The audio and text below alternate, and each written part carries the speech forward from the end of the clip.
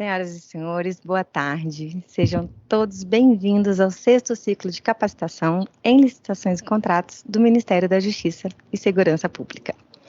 Este evento é fruto da iniciativa da Secretaria Executiva com o apoio da Secretaria de Gestão e Ensino de Segurança Pública. O objetivo é capacitar os servidores que atuam no processo de gestão de contratações neste Ministério, suas unidades vinculadas e demais órgãos públicos parceiros, para o aprimoramento da gestão por meio da difusão de conhecimentos amparados na legislação aplicada, na doutrina, na jurisprudência e nas boas práticas, visando assim a economicidade e o atingimento à excelência na prestação dos serviços. A produção deste evento é o resultado do esforço conjunto das coordenações gerais de licitações e contratos, de gestão de pessoas, de gestão documental e serviços gerais, e de arquitetura e engenharia da Subsecretaria de Administração, com o apoio da Diretoria de Tecnologia da Informação e Comunicação e da Assessoria de Comunicação Social do Gabinete do Ministro. Juntos, estamos à disposição para tornar este ciclo uma ótima experiência para cada um de vocês. Eu tenho alguns avisos. Infelizmente, o chat do PR está desabilitado, sendo pontualmente aberto apenas para os informes do painel e o link de avaliação. A nossa equipe está à disposição para atendê-los. Pela própria dinâmica do debate, devido à limitação do tempo, não poderemos contemplar as perguntas durante o evento. A esse respeito, eu peço a compreensão de todos e foquem na apresentação dos painelistas. A emissão dos certificados de participação está condicionada à inscrição no evento e à avaliação do painel. Próximo ao final da apresentação, será disponibilizado na tela e no chat um QR Code que irá direcioná-los ao formulário de avaliação. Os que avaliarem o painel também irão concorrer a um livro gentilmente ofertado pelo palestrante professor Paulo Reis, que iremos sortear ao final deste painel. Fiquem ligados. Prezando pela pontualidade do evento, daremos início, então, ao painel Contratações Públicas Sustentáveis. A mediadora do painel será a agente administrativo da Polícia Federal em exercício aqui na Coordenação Geral de Licitações e Contratos, Fabiane Venturini, pós-graduada em Direito Público e graduada em Direito pela Universidade Federal do Espírito Santo. Como painelista, convido a diretora da Central de Compras da Secretaria de Gestão da Secretaria Especial de Desburocratização, Gestão e Governo Digital do Ministério da Economia, Lara Breiner. Pós-graduada em Direito Administrativo, com ênfase em terceirização no serviço público, graduada em Direito e palestrante. Convido também como painelista a assessora-chefe de Gestão Sustentável do Superior Tribunal de Justiça, Kathleen Feitosa, servidora do Ministério Público da União à frente da Gestão Sustentável do Superior Tribunal de Justiça desde 2008. Mestre em Administração Pública, MBA em Gestão e Tecnologias Ambientais, pós-graduando em Desenvolvimento Sustentável e Meio Ambiente, bacharel em Direito, palestrante especializadas em programas de sustentabilidade, plano de logística e licitações sustentáveis. Assim, passo a palavra para a mediadora, que vocês já conhecem, Fabiane Venturini, que conduzirá este painel. Fabiane, boa tarde. Boa tarde. Obrigada, Stephanie. Gente, é uma alegria imensa estar aqui hoje como mediadora desse painel, né, que traz um tema que é tão caro para mim, que é a sustentabilidade nas contratações públicas, principalmente nesse momento em que o Ministério da Justiça e Segurança Pública está em vias de publicar o seu PLS, né, o Plano de Logística Sustentável. Uma vitória para a gente, está saindo, então torna-se imprescindível mais do que nunca, né, fomentar esse tipo de debate. E eu me sinto lisonjeada por estar acompanhada aqui dessas duas assumidades no tema, que são a doutora Lara Breiner e a doutora Kathleen Feitosa, ambas referências em sustentabilidade, né, no Poder Executivo e Judiciário, respectivamente. Quero agradecer muito por vocês terem aceito o nosso convite, tá? Sejam muito bem-vindas. Eu vou começar, então, fazendo uma pergunta para a doutora Kathleen. Doutora Kathleen, tem se falado muito atualmente em governança sustentável, né? Eu gostaria que você explicasse melhor esse conceito para quem está assistindo e também como que a gente direciona as nossas ações, queria que você explanasse um pouco, rumo a uma governança cada vez mais sustentável, né? Qual o papel da alta administração também para o atingimento desse objetivo? Bem, primeiramente, Bia, Obrigada pelo convite, parabenizo a iniciativa do Ministério em promover esse tão rico evento, né, que são tantos dias, né, de capacitação, e isso gera muito conhecimento para os nossos gestores, né, tão carentes de conhecimento, né, a gente está carente de conhecimento o tempo todo. Eu, quanto mais estudo, vejo que nada sei. Então, quando eu vejo uma riqueza, né, de programação como a de vocês, eu fico, assim, muito emocionada como gestora, né, sinal de que a gente está dando importância para essas questões. Antes de mais nada, queria também, né, dar um abraço na minha amiga Lara Breiner. A gente tem uma relação muito, muito gostosa, né, de profissionais e de amigas, e é uma honra, né, compor um painel com a Lara e todo o seu conhecimento que, assim, perpassa todas as minhas expectativas como gestora. Um dia, quando eu crescer, eu vou chegar igual a ela.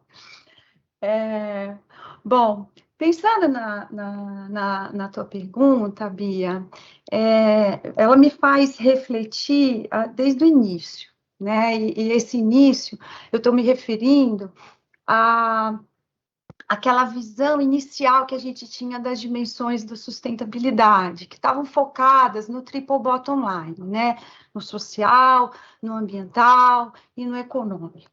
Acadêmicos como Juarez Freitas, como Amartya Sen, como Sachs, nos trouxeram outras visões quanto à transversalidade da sustentabilidade. Eu estou falando da dimensão ética, da dimensão jurídico-político, da dimensão política, da dimensão territorial. E aí a gente começou a perceber que a visão da sustentabilidade não podia ser só o tripé, né? A gente precisaria ampliar o nosso conhecimento. E quando a gente olha todas as dimensões da sustentabilidade, eu diria a você que hoje nós temos como diretriz norteadora a Agenda 2030. E ela vem como o primeiro elemento, Lara, que nos diz o que a gente tem que observar. Não só uma agenda global da qual o nosso país é signatário e está correndo atrás de cumprir as suas metas, né? Mas todos os outros normativos internacionais da qual nós somos signatários. Esse é um primeiro ponto que eu queria destacar. O segundo ponto são as nossas diretrizes nacionais. E aí a gente tem a nossa Constituição Federal, né, num primeiro plano, nós temos todas as nossas políticas nacionais, a do meio ambiente, a de resíduos, a de saneamento básico, lei de licitações, né, impacto ambiental, e aí você tem todo um arcabouço jurídico interno, né, que é a nossa outra diretriz. Você tem uma diretriz internacional, uma diretriz nacional, e aí a gente chega dentro da nossa instituição. O que a gente tem como diretriz? O nosso plano estratégico institucional, que não caminha sozinho. Ele tem um leque de planos, de instrumentos, de ferramentas que nos dizem aonde é que a gente quer chegar. Né? É o plano de contratações e aquisições, é o nosso plano de logística, o plano de gestão de pessoas, de obras, diretor de tecnologia da informação, é uma infinidade de instrumentos que compõem o esqueleto da nossa organização e dizem para nós, vá por aqui que você consegue alcançar os seus objetivos. Isso tudo compõe, Bia, um cenário de governança sustentável. Porque se nós começarmos a irmos em direções opostas, né, diametralmente opostas, nós vamos acabar levando a nossa organização a um cenário de insustentabilidade. E, recentemente, nós temos visto, né, uma série de organizações que simplesmente deixaram de existir. Né? A gente está vendo dentro dos nossos próprios órgãos, unidades, áreas que deixam de existir. Por que será?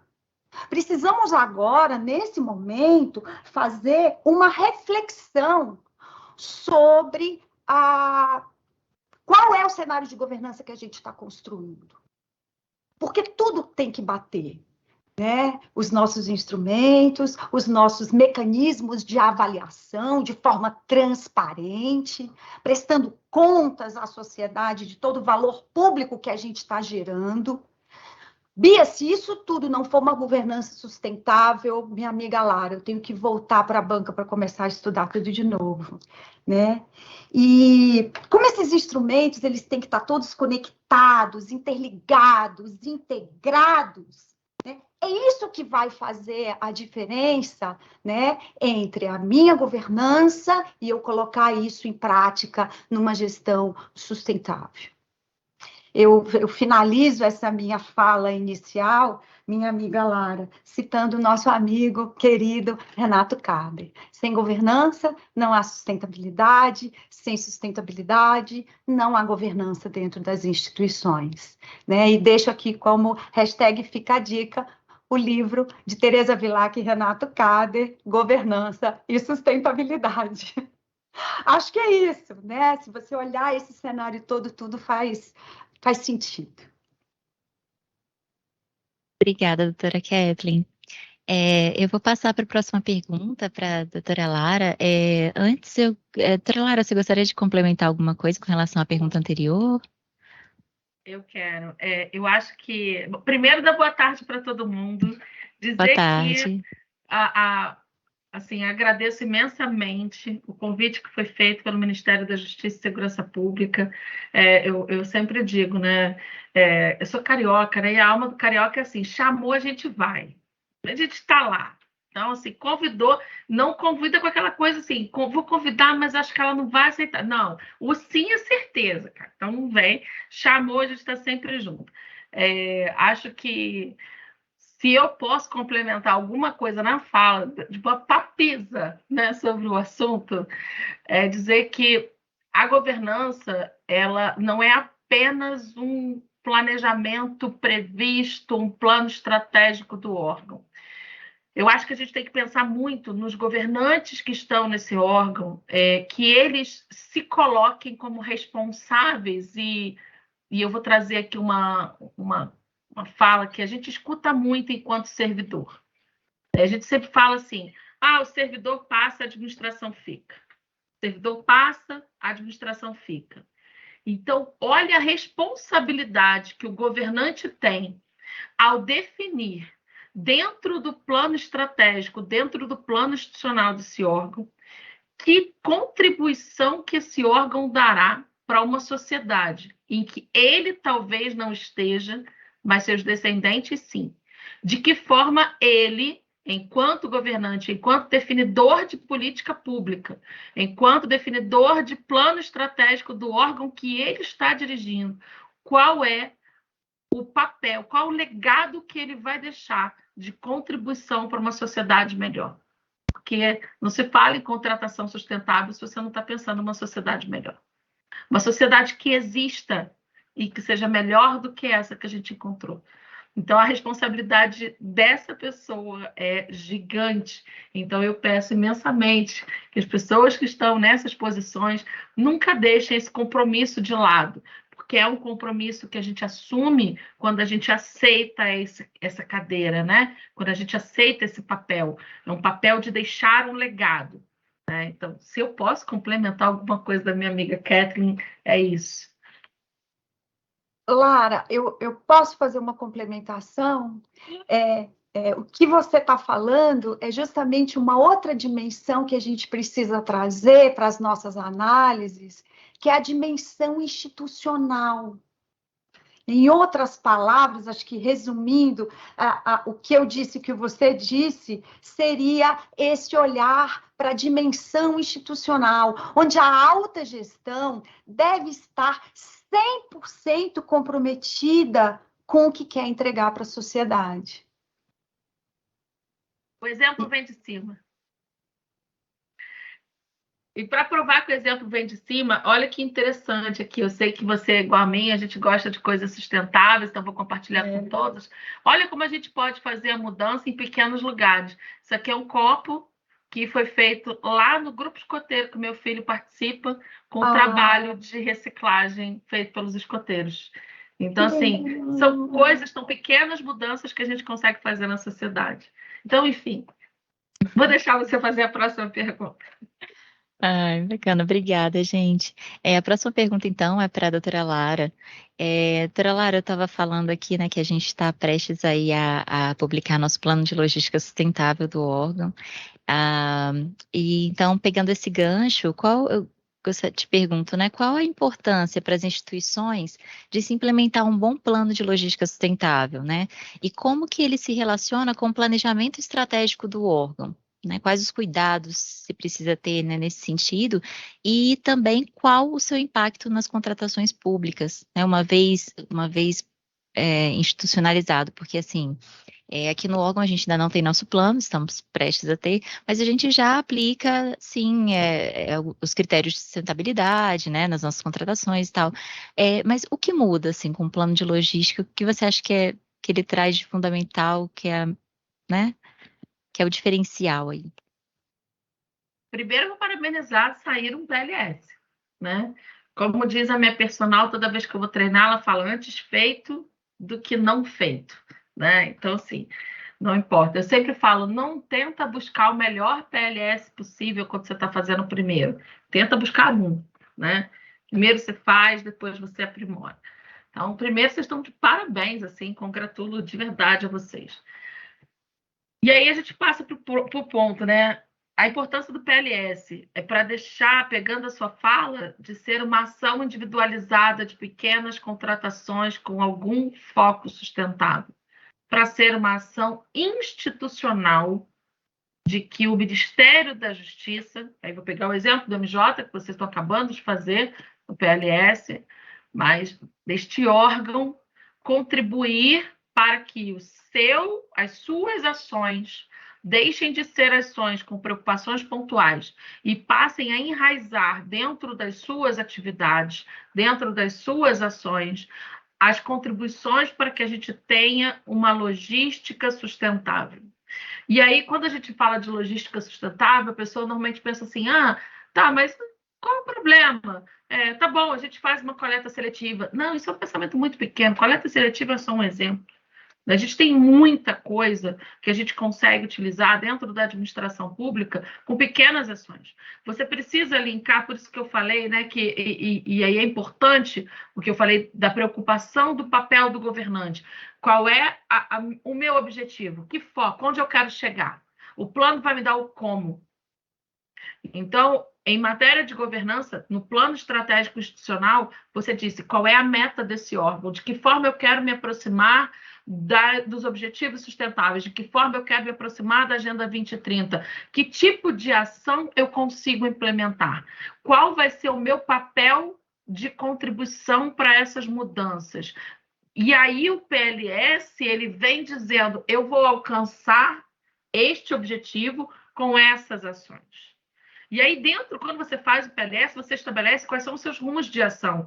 Não adianta você achar que você vai fazer um PLS e pegar todos os eixos do seu órgão, porque você não vai ter perna para isso, né? Você começa estabelecendo qual é a primeira linha que eu vou atuar. Aí eu vou atuar na linha do papel, eu vou atuar na linha da água, eu vou atuar na linha da redução de consumo. Beleza, você estabeleceu quais são as linhas de atuação.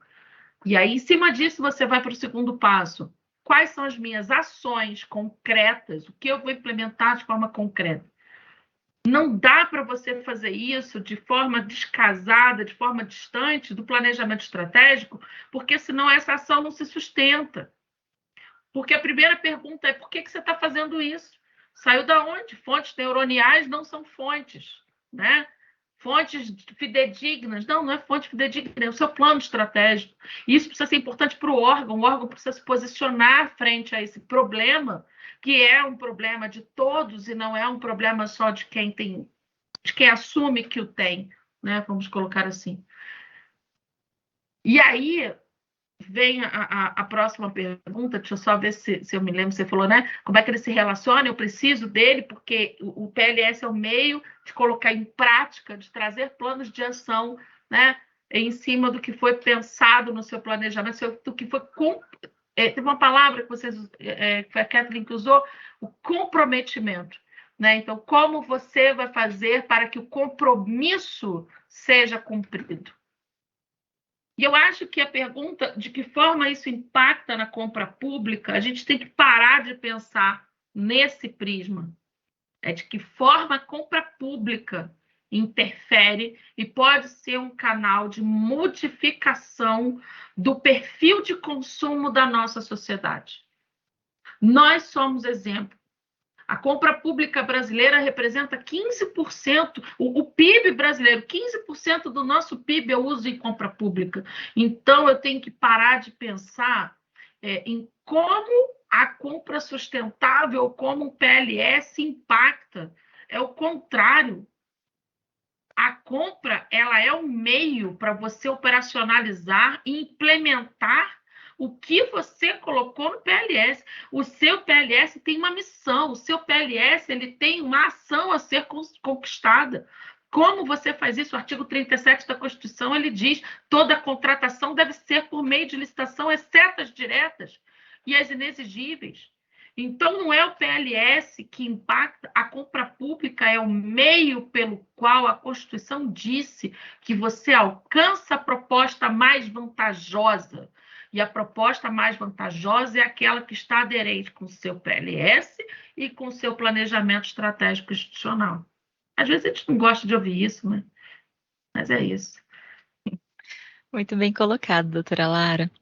Minha próxima pergunta é para a doutora Kathleen. Na primeira fala sua, doutora Kathleen, você discorreu sobre o papel dos gestores públicos, né, na consecução de uma governança cada vez mais sustentável, mas a gente sabe que isso não se sustenta sem a adesão de todos os servidores, sensibilização também dos funcionários terceirizados, né, e dos colaboradores, o que é um grande desafio, né, dentro das instituições públicas nesse sentido. Então, assim, queria que você me dissesse, considerando aí a vanguarda e a maturidade, né, do Poder Judiciário, quando se trata de compras públicas sustentáveis, que ações você considera que podem ser eficazes para estimular e fortalecer o engajamento desses atores no processo, né, a ponto de se instituir uma cultura de sustentabilidade dentro do órgão? Bia, primeiro eu queria só fazer uma observação que toda compra é sustentável, tá? Toda compra é sustentável, porque não existe o paradoxo da compra insustentável. Então, quando você olha o artigo 37, quando você olha o artigo 3º da Lei de Licitações, quando você olha ali todo o escopo da lei, da nova Lei de Licitações, né, nos princípios, nos objetivos, você vê que a licitação ela deve nascer sustentável, ela nasce sustentável, porque eu não posso utilizar o recurso do contribuinte de forma insustentável, né? E a Lara foi cirúrgica quando ela falou na seleção da proposta mais vantajosa que a gente não pode olhar apenas para o menor preço, né?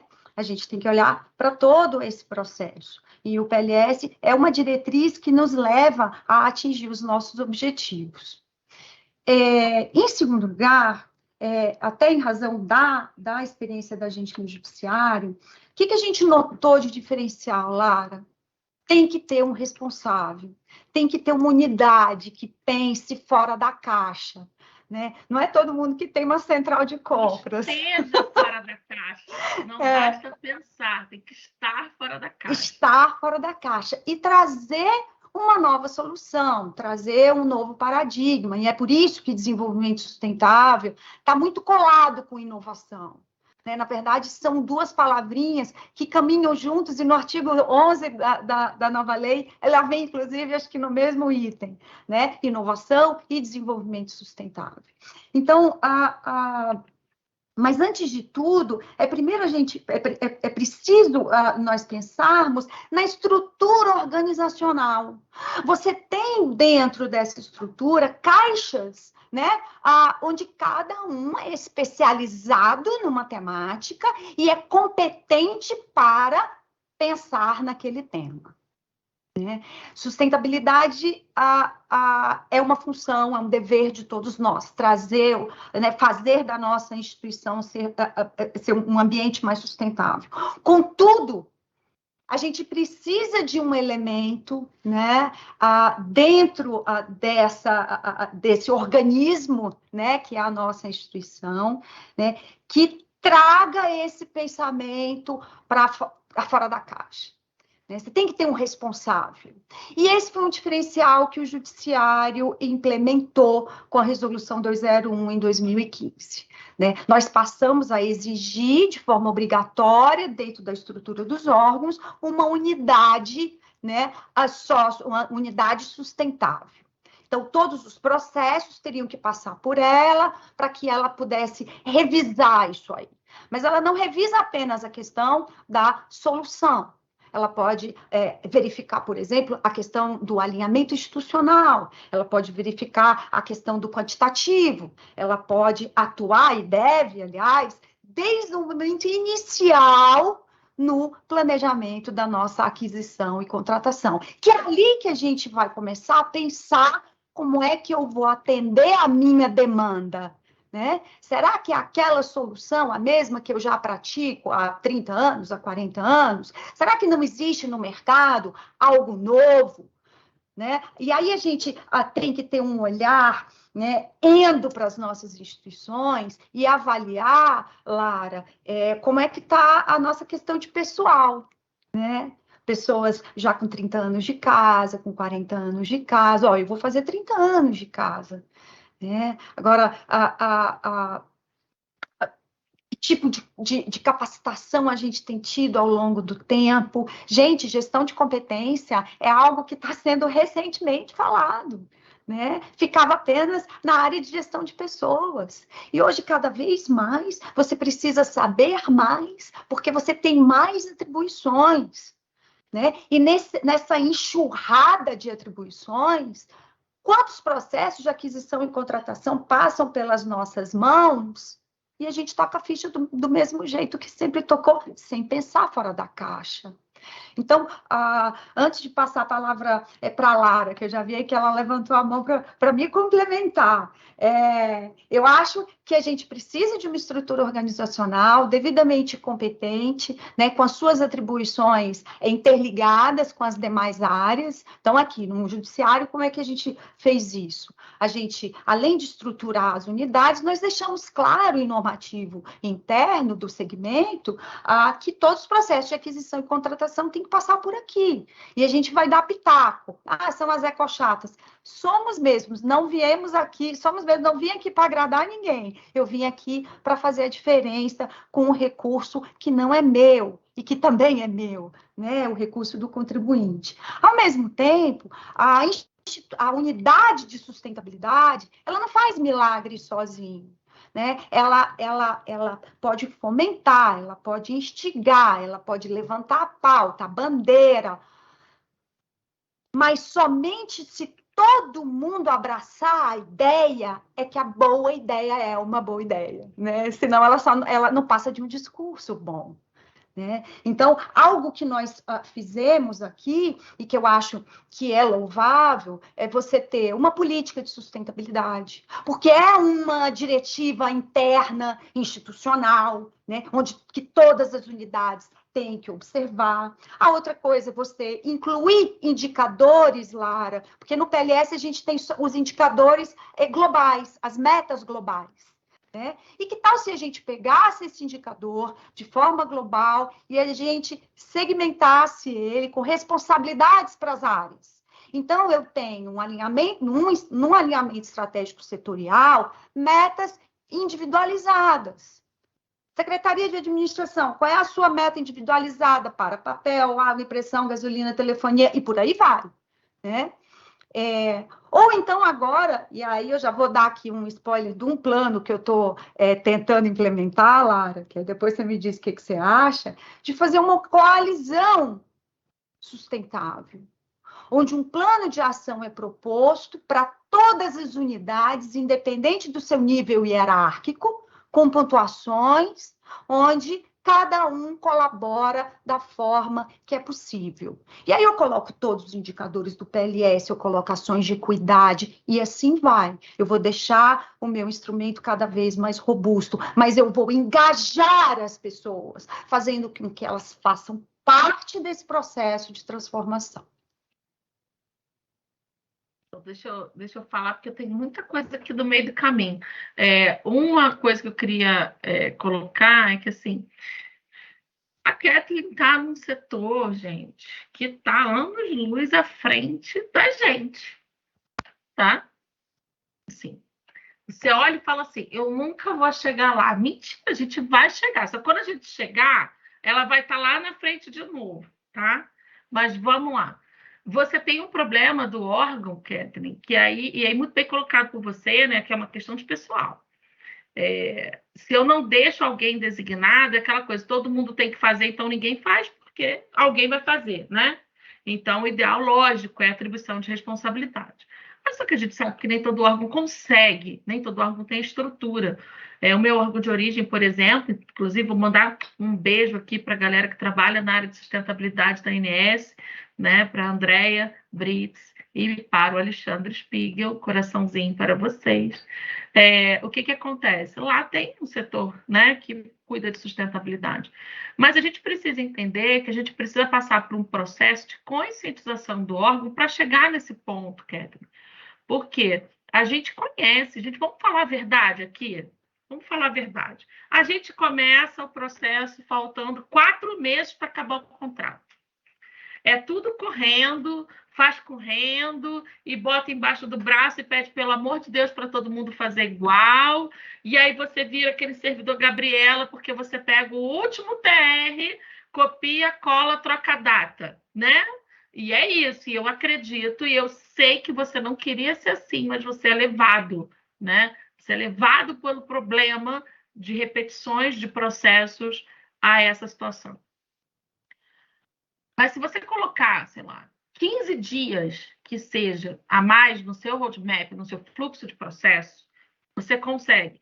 Se você não tem, ou se você tem, né? Se você não tem um órgão que cuide do assunto, que seja específico no assunto, que as pessoas que estão no planejamento da contratação procurem órgãos que tenham. Eu duvido que aí eu vou falar pelo meu órgão de origem, pelas pessoas que hoje estão lá, duvido que se você chegar para eles e falar assim, você me ajuda? Porque eu não sei. Eles não vão dizer que não. Eu duvido que se vocês chegarem para a Kathleen e falarem assim, olha, eu estou com um processo aqui, a gente não tem estrutura de sustentabilidade, será que vocês ajudam a gente? Ela vai dizer sim, graças a Deus que vieram falar comigo. É muito melhor que venham falar do que não ter o critério de sustentabilidade, né? Esse é o primeiro ponto. Segundo, tem uma coisa que a Central usa muito, e eu acho lindo, eu acho fantástico, maravilhoso, é consulta pública. Vamos parar de achar que a gente é a última bolacha do pacote e que a gente sabe tudo, porque a gente não sabe, graças a Deus a gente não sabe tudo. Que ser chato que seríamos se a gente soubesse, se nós soubéssemos de tudo. Abre uma consulta pública, pega o seu TR, pergunta no mercado. Várias empresas investem em sustentabilidade. Várias empresas têm plano de sustentabilidade, têm plano de logística sustentável, plano de logística reversa. Muitas empresas poderiam colaborar com o seu termo de referência, com o seu estudo técnico preliminar, mostrando cenários de sustentabilidade para você, e você pode absorver esse conhecimento. É difícil a gente... muita gente pergunta assim, Lara, mas é difícil começar. Claro que é. Nós somos seres humanos, isso é estudado, isso é ensinado pela psicologia. A gente só consegue pensar numa solução de um problema que a gente já viu, que a gente já vivenciou, que faz parte da gente. Se você nunca trabalhou na área, você não vai ter uma solução para isso. Então, se abre ao novo. Diga, olha, gente, eu estou fazendo isso aqui.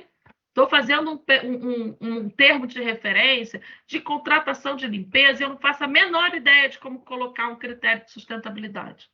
Bota isso no mercado. Procura os órgãos, faz benchmarking. Tem o quê? Tem grupo de WhatsApp, agora tem o ETP digital, você tem ferramentas para você chegar nessa informação, né? A vida do pregoeiro, da equipe de planejamento de hoje, e eu não tenho 30 anos de serviço público, tenho 18, é muito melhor do que a vida quando eu comecei. Quando eu comecei, gente, não tinha isso. A gente não tinha banco de dados, era o nosso, que estava na rede salvo. Você repetia o seu, para você conseguir compartilhar com alguém, era uma enormidade. A gente brigava para ir para os congressos para conhecer pessoas, para poder fazer essa troca. Então, essa troca é saudável, essa troca é sustentável, né? Então, a gente sai uma pessoa melhor quando a gente troca informação, quando a gente troca conhecimento, e não é vergonha dizer que não sabe. Nenhuma. Sabe, assim, eu prefiro 1000 vezes. Eu falo isso, eu falo para o Kader, que o Kader já foi meu chefe. Falava para ele: eu não sei e eu não tenho que saber tudo. Eu ganho adicional para saber tudo? Não, então eu não tenho que cumprir isso. Isso não é minha meta. A minha meta é buscar. Né? A minha meta é fazer com que eu consiga trazer informação. A minha meta é fazer com que eu consiga que os órgãos contribuam de alguma forma para a gente. Então, vamos sair da nossa caixinha. Por isso que eu falei: estar fora da caixa. Não basta apenas pensar, eu tenho que estar, eu tenho que pegar o meu processo e falar assim: mundo, eu quero contratar isso aqui. Mundo, como você faz isso? Quem parou no tempo ficou para trás, que até a Terra gira, gente. Eu vou falar uma frase para vocês que eu falo para meu filho. Eu falei: meu filho, todo Pokémon evolui. Você não pode parar no tempo. Então, assim, vamos trazer essa lógica para a nossa vida. Os nossos processos precisam ser melhores. Nós temos o compromisso de fazer uma entrega melhor. Não só o compromisso com a sociedade, mas o compromisso com o nosso próprio código de ética, que diz que não, eu não tenho que entregar o possível. E é outra complementação, Kathleen. A gente não tem que entregar o possível, a gente tem que entregar o nosso melhor. O possível está abaixo da linha da mediocridade. Quem faz o possível faz pouco. Me desculpa quem faz o possível, mas é isso. A gente não está aqui para entregar o possível. A gente está aqui para entregar o melhor possível. É o que de melhor você consegue entregar com os meios que você tem à sua disposição. Eu acho que eu falei muito. E eu vou te dizer uma coisa, minha amiga Lara. Quem faz o melhor, busca o melhor exemplo. Busca aprender com quem fez certo e com quem errou, para você não repetir o erro. Porque errar é humano, mas errar 2 vezes é burrice. Também acho. E eu não tenho eles. Então, assim, as ações de benchmarking, elas têm um potencial de agregar um conhecimento para o gestor que eu acho que ainda é desconhecido dentro do universo público, porque quantas instituições nossas, e aí eu conclamo vocês a fazerem uma reflexão aqui agora, qual é o órgão público que tem uma porta do lado da sua, que está na rua em frente ao seu órgão, e que nem uma compra compartilhada foi feita, né? E que nem um diálogo foi firmado, considerando problemas que são idênticos, como aquisições, como contratação, como gestão de resíduo, e que eu vejo ainda o pessoal batendo cabeça, Lara, sem nunca ter aberto, né, oportunidade para aprender ou construir algo juntos, que tem muito mais força, né?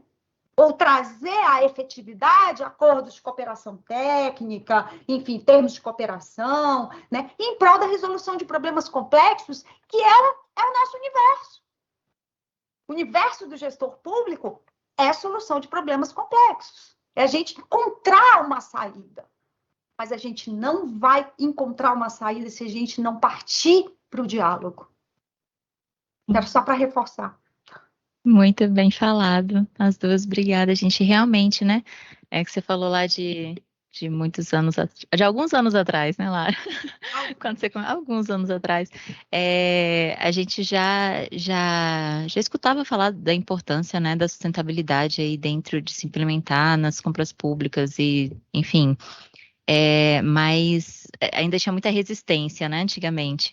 Então, eu não sei até que ponto era porque as pessoas alguns não se importavam muito com isso, né, era besteira, são as ecochatas, outros até achavam importantes, mas falavam, isso é muito no campo das ideias, a gente não sabe como fazer, e realmente não tinha muita informação, né, mas teve os órgãos que se aventuraram aí, que botaram as caras, que fizeram, e hoje, nessa nossa época de que tudo está conectado, gente, é tão fácil, né, consultar, tem tanto material hoje aí, então hoje eu acho que já não cabe mais esse tipo de desculpa, né, que hoje só tem uma palavra para isso, então estamos aí, ó, temos a Lara, a doutora Kathleen, então à disposição também seus órgãos, quem precisar, né, já se colocaram à disposição, é isso, gente, então vamos nos comunicar, vamos fazer acontecer, né, sempre a mesma coisa, vamos inovar, vamos atrás de quem faz diferente, vamos fazer melhor, né?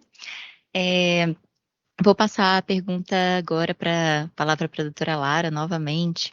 Agora, doutora Lara, falar um pouquinho sobre ciclo de vida do objeto, né? Que a nova lei de licitações aí, 14.133 de 2021, passou a adotar o ciclo de vida do objeto como uma variável a ser levada em consideração na análise da vantajosidade da proposta, né? Mas muitos agentes públicos ainda questionam sobre como sopesar essa vantajosidade, né? Que a gente escuta que eles falando que os produtos, serviços sustentáveis ainda são muito mais caros que os outros, e aí não sabem até que ponto que se pode privilegiar um produto que né, que atende a critérios sustentáveis em detrimento do valor, enfim. E como lidar com esse impasse aí no processo de licitação?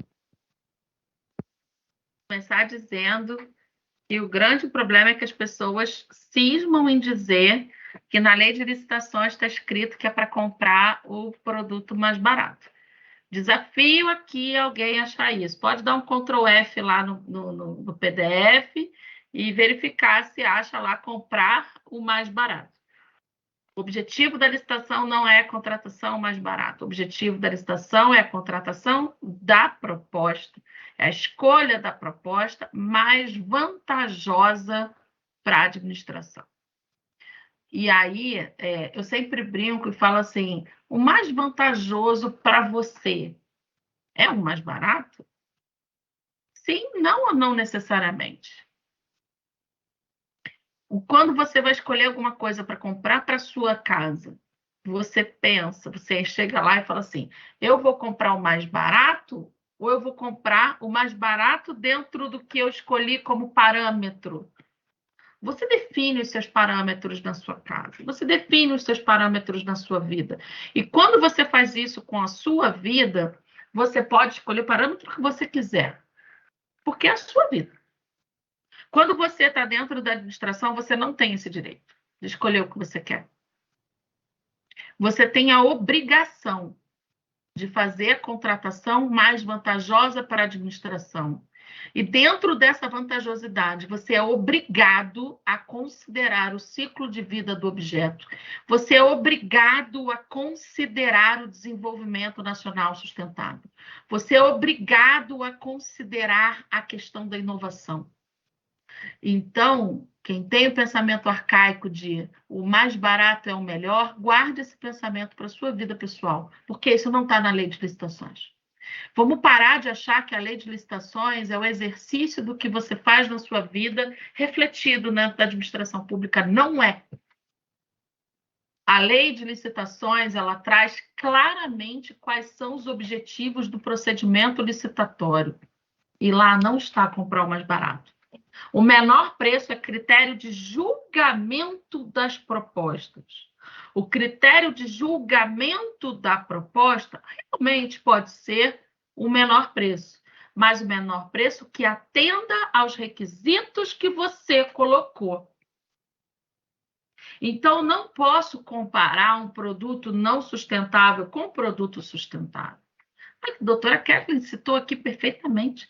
Eu não tenho o direito, enquanto administração pública, de fazer uma compra insustentável. Eu não tenho esse direito. Eu não tenho esse poder. Então, se você compara um produto sustentável com um não sustentável, maçã com banana, já jogou fora. Nem o TCU faz isso. Por que você vai fazer? E aí eu jogo um outro ponto, assim, já deixando de lado que a pessoa não pode manter esse discurso, e sem deixar de lado o fato de que eu sei que tem órgão que não tem muito orçamento, eu sei, tá? Já estive em órgão que não tinha orçamento. Já tive em órgão que a gente não tinha, trabalhava na procuradoria, a gente não tinha papel, era processo físico ainda, não era processo eletrônico judiciário, era processo físico. Eu não tinha papel para imprimir a contrarrazão, eu não tinha papel para imprimir contestação. A gente fazia processo seletivo para estagiário, por exemplo, e botava como inscrição, o valor da inscrição, resma de papel, porque eu não tinha. Então, eu sei o que é estar num órgão que não tem dinheiro, antes que alguém diga o contrário. Alguém diga assim, essa lunática está falando sem saber a minha realidade. Ela não sabe o que eu passo aqui. Eu sei, tá? Eu sei. Já defendi a ação de despejo, olhando para o juiz e falando assim, não pagamos, é verdade. Mas você quer que eu feche uma escola? Então, eu sei o que é lidar com trabalhar o vermelho no orçamento, tá? Então, vamos lá, sem deixar isso de lado. Vamos em frente. Eu não tenho o direito de fazer uma compra irresponsável. Ponto. Quando você vai trabalhar os seus requisitos técnicos, seus requisitos para sua contratação, você obrigatoriamente tem que colocar lá dentro. Inclusive, isso está dentro da portaria 8678 da SESC, que fala sobre a questão da governança. Ela fala expressamente lá no artigo 8º, né, sobre a questão de linkar com o PLS. Então, esse argumento não para de pé. Tá? Mas eu vou fazer uma outra reflexão, vou trazer uma outra reflexão aqui. Você sabe qual é o problema do ser humano? Eu olho para onde o meu nariz aponta e eu só enxergo o meu umbigo. Eu tenho uma visão curta. Eu estou pensando no preço do produto ou do serviço que eu vou pagar na fatura do próximo mês. E aí eu estou olhando o orçamento do que eu vou pagar na fatura do próximo mês. E aí eu fiz esse comparativo para dizer que ele é mais caro. Quanto eu destruí da minha sociedade para pagar esse mais barato? Qual é o custo disso dentro dos nossos próximos anos? Eu duvido que a Kathleen, por exemplo, que a doutora Kathleen vai jogar fora o copo de vidro dela. Sabe por quê? Porque um copo de vidro, ele leva quase 1000 anos para se desfazer. Então, é mais caro para quem? É mais caro pensando na fatura do mês que vem e a sociedade que tem que continuar existindo. Quanto eu vou gastar para reutilizar esse bem? Quanto eu vou jogar de lixo na minha sociedade, na sociedade da qual eu faço parte, a sociedade com a qual eu tenho compromisso de manter a sua existência? Quanto eu estou prejudicando esta sociedade?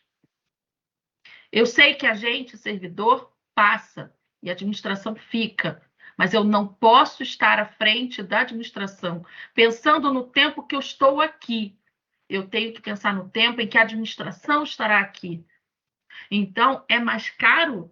Qual é o seu conceito de caro? Uma vez a gente estava conversando com a minha mãe, e a minha mãe virou e falou assim, eu queria fazer um cruzeiro, mas o cruzeiro é caro. Qual é o conceito de caro? É o quanto ele vale. Ele é caro para o que ele vale? Esse é o conceito de caro. Esse é o conceito de preço de mercado. Quando você vai fazer o seu processo de licitação, que você estabelece o preço a que você se propõe a pagar, você não vê o mais barato. Você diz o quê? Este produto que eu estou buscando, qual é o preço de mercado? Ou seja, para esta qualidade, este preço é adequado e ninguém fala caro. Você fala compatibilidade com o preço de mercado. Parem de olhar o preço da licitação com o seu olhar retrógrado. Ele não pode ser. A gente precisa mudar. A gente precisa mudar na nossa forma de agir no processo. O processo é reflexo da sua ação. Se você continuar dizendo que esse produto é caro, você vai continuar repetindo o passado. Tem aquela charge antiga que a gente assistia nos treinamentos, que era o tal do macaco, que ele chegava na jaula, tomava pancada. Ele nem sabia por que ele não podia tentar pegar a banana. Ninguém sabia mais. Você reproduz o erro, você reproduz um discurso sem parar para pensar nele. Sejamos críticos. A gente precisa ser crítico. Então, a gente precisa parar de olhar para o preço do produto e falar, está caro. Não, não está caro. A pergunta é, esse produto é sustentável? Sim ou não? Sim. Ok. Qual é o preço dele de mercado? É ok. E eu vou para a licitação para buscar o menor preço com essa qualidade aqui. Eu vi que você estava bebendo num copo de plástico. Eu espero, sinceramente, que ele não seja um copo que agrida o meio ambiente. Porque se você perguntasse um copo que é biodegradável e comparar esse copo com outro copo que agride o meio ambiente, o que agride o meio ambiente vai ter um custo nominal mais caro. Mas para a sociedade, o seu copo, apesar do custo nominal ser maior, para a sociedade o seu custo é menor, porque ele impacta menos na qualidade de vida de toda uma sociedade que a gente se obriga a respeitar quando a gente assume um cargo público. Eu vou deixar a Kathleen falar. Eu diria, Lara, que esse pensamento, que para mim é um pensamento muito pequeno, né, quando você olha para a transversalidade, interseccionalidade, né, de toda essa agenda que a gente está falando aqui, nós estamos falando de uma agenda, de uma política pública, né, de desenvolvimento do país. Quando o gestor vem com esse pensamento do mais caro, do menor preço, do objeto ordinário, que daqui a 6 meses você está fazendo uma nova licitação, ele não se importa com os custos que ele está repassando. Porque, para ele, numa concepção muito pequena do universo, ele pode estar comprando pelo menor preço, o pior produto, mas ele está repassando o custo de não observar a vantajosidade da aquisição ou da contratação, considerando outras tantas nuances. E eu estou falando aqui de critérios que podem ser inseridos numa terceirização de serviço, desde o uniforme, que vai gerar mais qualidade de vida para a pessoa que exerce uma função, até a aquisição de, Lara, máscara.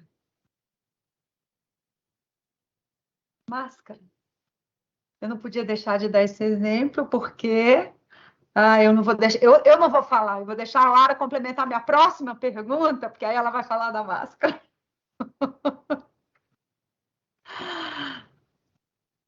Já que é para dar spoiler, vamos dar spoiler. Uma das contratações, né? E aí pegando essa vertente, sabe, Bia, do que é mais caro, né? Sim. A lógica do almoxarifado virtual, e aí a Central de Compras foi pioneira realmente nessa implantação, sair da lógica de guardar, ter um andar inteiro para você guardar produtos e você passa a fazer uma loja just in time, você tem janelas de pedido, janelas de recebimento, janelas de pagamento. Fantástico projeto, começou muito antes de eu estar aqui, assim, maravilhoso projeto, sem sombra de dúvida. E hoje a gente está presente em 100% do território nacional. Isso, para mim, é uma vantagem fantástica, porque eu acho que eu não posso pensar em uma logística exclusivamente para o DF, vamos levar para o Brasilzão, né? Somos um país continental. E a história da máscara, né? Nós, obviamente, a máscara faz parte, né, máscara. Hoje a máscara ela é um dos integrantes dos produtos que estão na cesta. E a gente está analisando, a gente está em fase de estudo da colocação para dentro da cesta do almoxarifado virtual uma máscara 100% sustentável, feita totalmente com produtos recicláveis, inclusive que nos protege não só do vírus do Covid-19, mas também do monkeypox. Então, a Central está atuando para colocar para dentro cada vez mais produtos com foco de sustentabilidade e para não deixar essa pessoa que sempre fala, né, que é mais caro, é mais caro, é mais caro. A gente, obviamente, utiliza o poder de compra do Estado, né, com a questão da compra em escala, porque a Central de Compras tem essa vantagem, né, nós compramos em escala, em grande escala, e aí a gente está negociando para que o preço seja um preço compatível, por exemplo, com uma máscara que não é sustentável, essa que a gente joga no lixo e que não tem nem tratamento. Então, não basta falar, a gente tem que colocar em prática o nosso discurso. Eu digo que o ser humano ele precisa ser escravo do seu discurso. Isso serve para mim também. Para todas nós, viu, minha amiga? Eu não poderia deixar de cutucar você com relação a esse assunto, porque, voltando para a sua pergunta, lá, Bia, quando você pergunta do ciclo de vida do objeto, uma das características, por exemplo, nesse caso, é a sua durabilidade. A durabilidade do equipamento, o seu tempo de troca. Ele é mais vantajoso com relação ao outro modelo. Mas qual é a outra vantagem? Ele gera menos resíduo, né? Porque ele gerando mais resíduo, tendo em vista a sua função, que é de reter um contaminante, eu vou ter que ter uma contratação para tratar esse resíduo contaminado. Isso gera custo. Né? Então, assim, a gente tem que pensar no processo de ponta a ponta, e é por isso que a Nova Lei foi muito feliz quando ela fala ciclo de vida do objeto. É do início da cadeia até o fim da cadeia. E se eu puder ainda voltar o fim da cadeia para ser o início de uma nova cadeia, né, produto, matéria-prima para um novo processo produtivo, melhor ainda. Né? E aqui eu deixo como exemplo para vocês pesquisarem a urna eletrônica, que é o fim de sua vida útil, é um projeto dos meus olhos, né? A gente consegue separar o material, descaracterizar, separar o material, encaminhar para indústrias no mundo inteiro que fazem com que aquela matéria-prima, né, não só os componentes plásticos, mas também componentes de placa, né, vão ser reutilizados como componentes para novos produtos. Carenagem de motocicleta, sandália de corda e assim por diante. Hashtag fica a dica para pesquisa. E aí, já que a Kathleen falou disso, e eu falei que vocês estão lá na frente, né? Então, vou cutucar para você falar de outro projeto. Pensar nesse ciclo de vida do objeto é muito, muito bacana, e você pensar no tempo da durabilidade do produto que você utiliza. Né? E aí, todo mundo fala, o sustentável é mais caro, o sustentável é mais caro, o sustentável é mais caro. Vamos pegar o exemplo de ciclo de vida do objeto? Salvo engano, a doutora Kathleen tem um exemplo de outsourcing de impressão que pensou em ciclo de vida do objeto e falou, por que preciso de um novo? Que preciso de um novo. E aí, na verdade, Lara, a gente nem foi assim tão pioneiro, né? Porque eu fui atrás dos bons, eu fiz benchmarking, Bia, eu fui me espelhar em quem já estava fazendo diferente. E aí trouxe para cá, né, para o judiciário, para o STJ, outsourcing com impressoras usadas, com uma determinada quilometragem. Porque eu não quero a impressora, eu quero o serviço que ela me proporciona, eu quero o resultado. É o quê? O papel. Importa se é uma impressora nova ou se é uma impressora usada? Serviço de transporte, eu realmente preciso do carro ou eu preciso me deslocar até determinado ponto? Importa se o carro é velho, se é novo, se é mediano? É claro que eu posso determinar os meus parâmetros. Mas quando eu falo de valor público, eu tenho que estar focada no real interesse. Que não é eu adquirir o último modelo do ano, que não é eu ter uma copiadora que fale, cante, né? Ela me dá somente o que me interessa para a execução do meu trabalho, que é o papel, nesse caso. Né? Mas, assim, são apenas alguns exemplos, né? Eu e a Lara aqui, a gente está se provocando. Não sei se você percebeu isso. Não, até eu entrei na jogada, né? Fui provocada aqui com um copinho de plástico que eu fiquei, meu Deus do céu. Me fez pensar. Muito bom, mas é isso mesmo, né, gente? A gente não pode se constranger com essas coisas. É olhar e refletir e mudar, né? E fazer a mudança necessária. Porque a gente está o tempo inteiro tentando acertar, mas errando de vez em quando, né? E isso é normal. Aí, pegando até o gancho do último painel aí, né? A questão do erro. Do erro que não é o erro mal, né? Digamos assim. É errando, tentando acertar, a gente eventualmente vai errar e tem que estar aberto aí a essas provocações, elas são importantes, elas são construtivas. Eu agradeço muito pela polemização aí. Isso torna as coisas mais interessantes. Usando essa frase do erro, já falei, né, que o Renato Kader foi meu chefe. E aí eu entrei na sala dele e falei assim, eu vim te provar que eu sou humana. Aí ele, como assim? Eu falei, eu errei. O processo está errado aqui, a gente tem que voltar aqui, e aí já trouxe a solução. Então, assim, errar faz parte do processo. Faz parte do processo. E é isso. E a gente estimulando, assim, lógico, e tem que estudar, né? Claro, tem isso. A gente tem que errar faz parte do processo, mas tem que estar buscando sempre capacitação. Eu acho que esse próprio termo, esse ciclo de vida do objeto, a lei já trouxe para a gente, quando o pessoal fala, mas é mais caro, tal. Só esse termo já trouxe para a gente um fundamento, uma fundamentação, né? Um caminho sobre como fundamentar. Vamos estudar então Bia, o ciclo de vida do projeto e vamos fundamentar por que a gente está comprando isso e não aquele, né? Então já nos respalda, esse novo termo já nos respalda. e Bia, vamos combinar uma coisa. Isso não é novo, isso não é novo.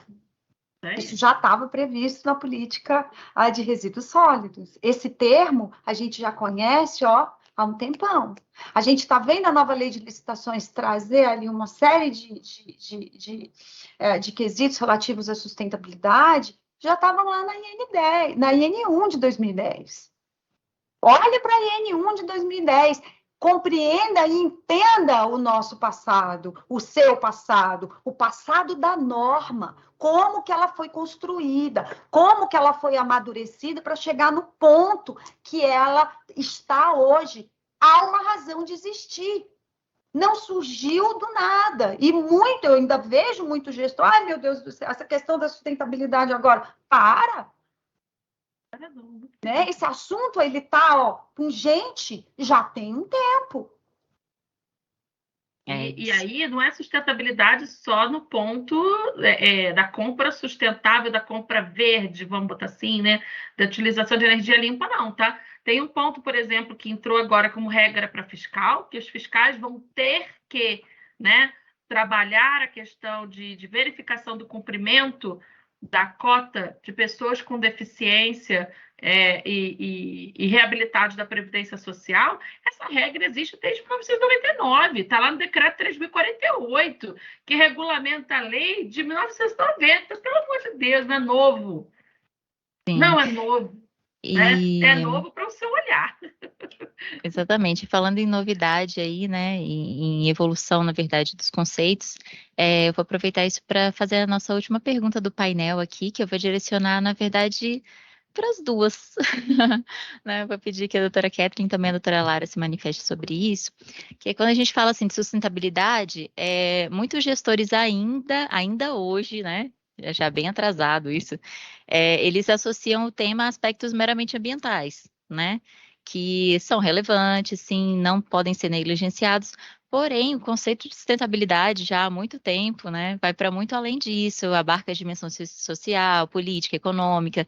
O pessoal hoje já fala de paz, prosperidade, né, as parcerias, estabelecimento de parcerias, cooperações, enfim, tudo isso concorre para um mundo mais harmônico, justo, pacífico, tudo isso é sustentabilidade, né? E daí quando a gente traz para dentro da licitação, né, enquanto critérios objetivos, né, que vão resultar em contratações mais vantajosas e sustentáveis, como agregar essas outras dimensões da sustentabilidade ali dentro no processo concreto de contratação? Bom, a gente precisa da amplitude do olhar do gestor num primeiro momento. E você trouxe na sua pergunta a diretriz da Agenda 2030, que é uma diretriz internacional para nós, que nós não podemos dizer que não fazemos parte dela, mesmo porque vários, né, inclusive órgãos, estão internalizando ela por meio de políticas internas, né?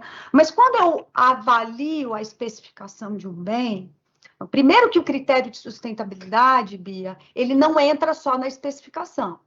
Ele entra com o alinhamento institucional, ele entra no planejamento, ele entra na matriz de risco, ele entra no uso correto e na fiscalização daquele contrato, e ele termina com a gestão do resíduo, porque tudo chega ao fim da sua vida útil em determinado tempo.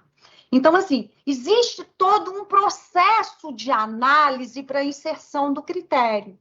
Então, a análise, ela não pode focar apenas no critério de sustentabilidade ambiental. Não pode focar apenas no critério de sustentabilidade econômico. Eu tenho várias outras dimensões. Eu gosto de trabalhar sempre com exemplos, né? E tem um caso que me chama muita atenção, que é um caso contado pelo Marquinhos Bliacheres, um beijo da AGU lá do Rio Grande do Sul, né, que estava numa palestra e foi comentado com ele esse caso da aquisição de peixes para uma unidade, não sei se era uma unidade das Forças Armadas, agora não sei dizer qual é, com relação à alimentação. E a alimentação descrita na especificação era peixe, né?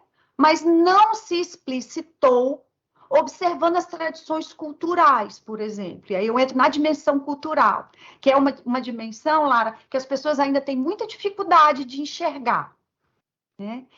E, bom, acabou a licitação, venceu uma empresa que era do Rio Grande do Sul, para uma unidade das Forças Armadas na região norte. Nem preciso te dizer o que aconteceu. Quem conhece um pouco do Brasil já sabe. Foi adquirido peixe de água salgada e as pessoas só comem peixe de água doce. E o que aconteceu? O lote, né? Claro, né, não teve saída, né? O produto até chegou, mas veja, eu nem considerei no ciclo de vida do objeto e da contratação, Lara, a distância do Rio Grande do Sul para a Amazônia. E tudo que eu estou gerando aqui de carbono para fazer esse transporte, totalmente insustentável para mim, porque eu tinha que fomentar a empresa local, o mercado local, e adquirir um produto que fosse compatível com as necessidades e tradições locais. Alimentação, por exemplo, é uma coisa que tem que se observar a dimensão cultural. Então, qual é a tecla que eu tenho batido ultimamente, né? Que eu tenho conversado muito com o meu pessoal de análise aqui de processo. Vamos ampliar a análise desse escopo. Começa com a dimensão institucional, dimensão socioeconômica, dimensão ambiental, dimensão cultural e quantas outras tiverem para poder incluir.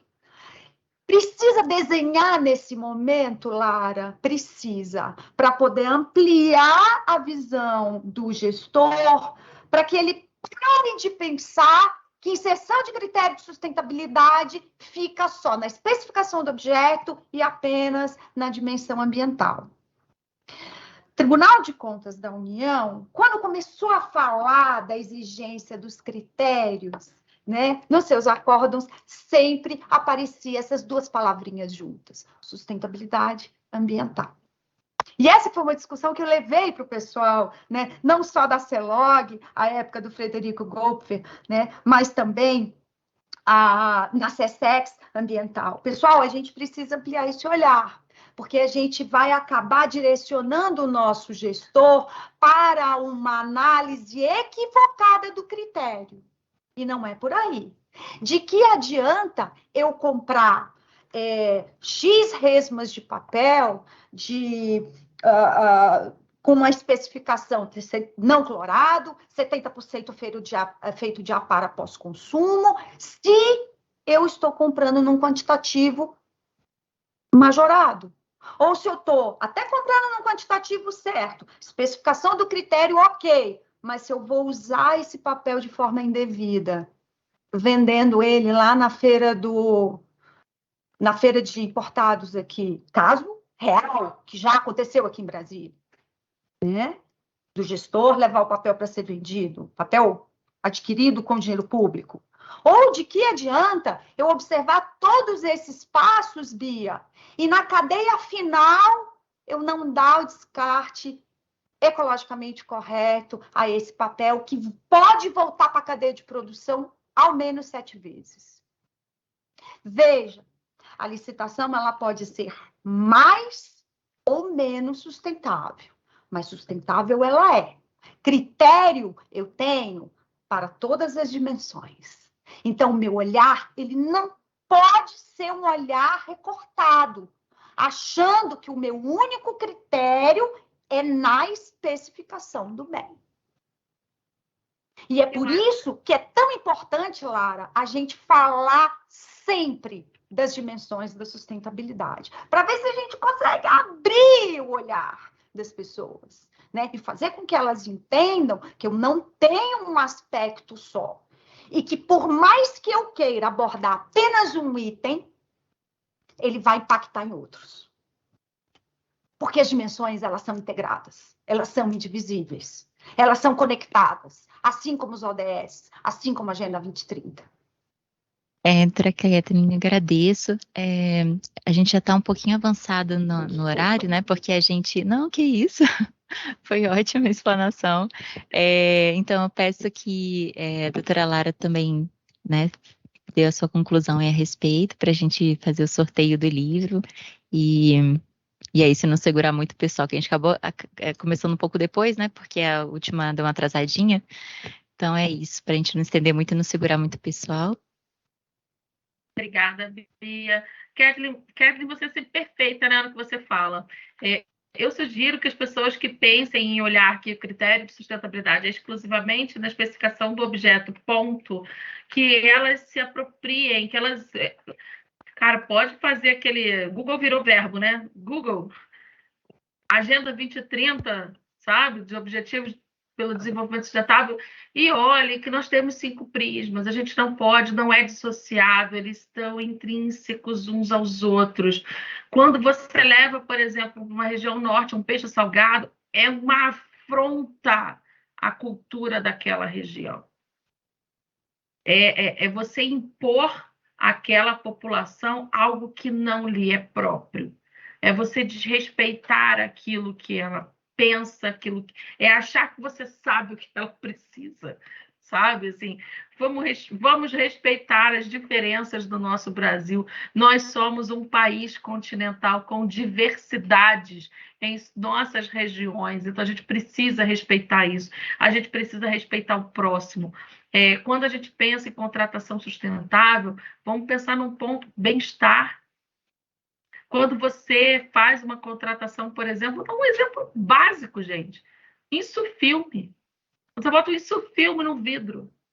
Você está pensando em tanta coisa, não é só o insufilme. Então, vamos parar de olhar aquilo que está próximo do nosso nariz e que só chega no nosso umbigo. Vamos pensar muito além disso. E aqueles que querem, né, que têm essa vontade de ampliar, podem procurar pessoas que vão te ajudar.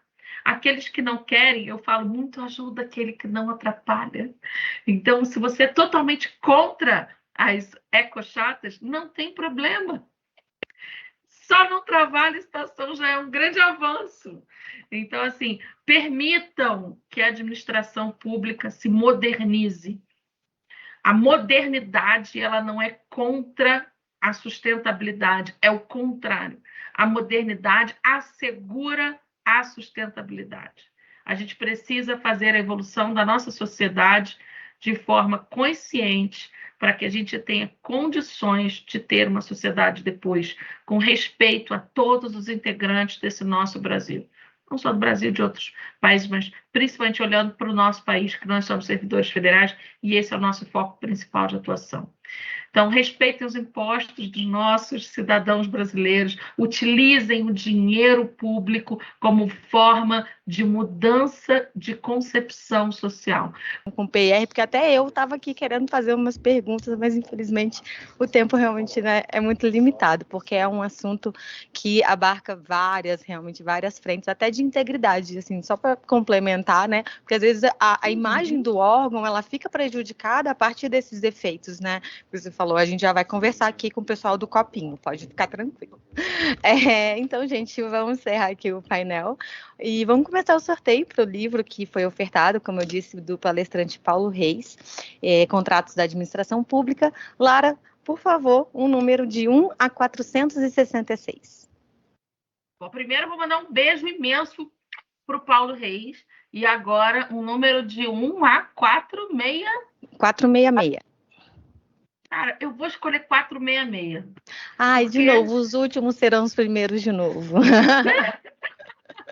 É isso, é bom valorizar quem ficou até o final e fez aqui a sua avaliação, mas aqueles que ainda vão continuar fazendo, apesar de não terem, né, sido contemplados aqui, mas a gente espera que, enquanto isso, vocês façam essas avaliações, não deixem de fazer, porque ela está condicionada à emissão de certificados de participação das declarações.